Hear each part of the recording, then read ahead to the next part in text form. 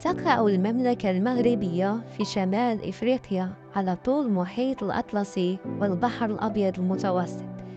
يتم تعريف جغرافية البلاد من خلال جبال الأطلس والصحراء. وللمغرب تاريخ طويل يعود إلى العصر الحجري القديم، أما في الوقت الحاضر يوجد في المغرب عدد كبير من المدن مثل الرباط والدار البيضاء وفاس وطنجة وغيرها. ومن بين كل هذه المدن سوف نستعرض إليكم أكبر 10 مدن مغربية. في الرتبة العاشرة مدينة أكادير.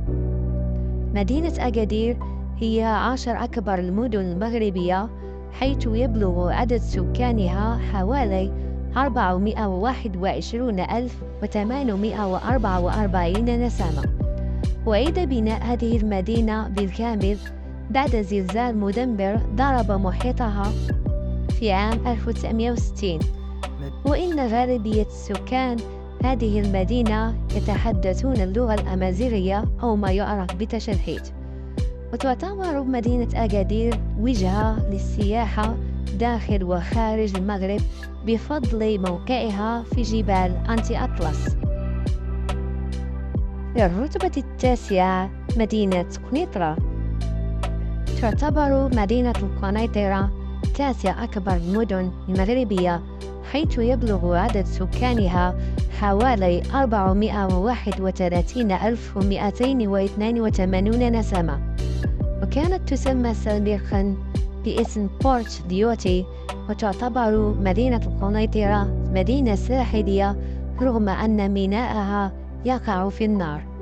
ومدينة القنيطرة هي العاصمة الإقليمية لغرب شراردة بني حسين، وتقع على بعد 36 كيلومتر من عاصمة المغرب مدينة الرباط. في الرتبة الثامنة مدينة وجدة.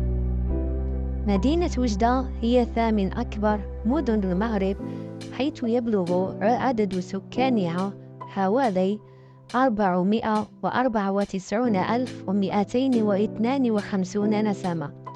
وتقع في شرق البلاد بالقرب من الحدود مع الجزائر، وهي موجودة منذ عام 994 على الأقل. اليوم مدينة وجدة هي مدينة البحر الأبيض المتوسط الحديثة، التي تعاني من درجات حرارة أكثر دفئاً من غيرها من المدن المغربية. في الرتبة السابعة مدينة الرباط. تعتبر مدينة الرباط هي عاصمة المغرب، كما أنها سابع أكبر مدينة في البلاد، ويبلغ عدد سكانها حوالي 580,000 نسمة. تعد المدينة القديمة من مواقع التراث العالمي التابع لليونسكو. وتقع المدينة في المنطقة الشمالية الوسطى للبلاد، وتم نقل عاصمة المغرب سنة 1912 من مدينة فاس إلى مدينة الرباط. في الرتبة السادسة مدينة مكناس. تعتبر مدينة مكناس سادس أكبر مدينة في المغرب، حيث يبلغ عدد سكانها حوالي 632,079 نسمة. إنها واحدة من 4 مدن إمبراطورية في المغرب، وهي مدينة تاريخية للغاية يرجع تاريخها إلى القرن 11. وتشتهر المدينة الداخلية بأنها محمية جيدا. في الرتبة الخامسة مدينة سلا. يبلغ عدد سكان مدينة سلا حوالي 890,403 نسمة، وهي خامس أكبر مدينة في المغرب من حيث عدد السكان. وتحتوي المدينة على جذور بربرية يعود تاريخها إلى أكثر من 1000 سنة. وتسمى المدينة أيضا بسالي. ويعد المسجد الكبير العملاق أحد أشهر المعالم السياحية في مدينة سلا. وتقع مدينة سلا بجوار العاصمة المغربية الرباط. في الرتبة الرابعة مدينة مراكش.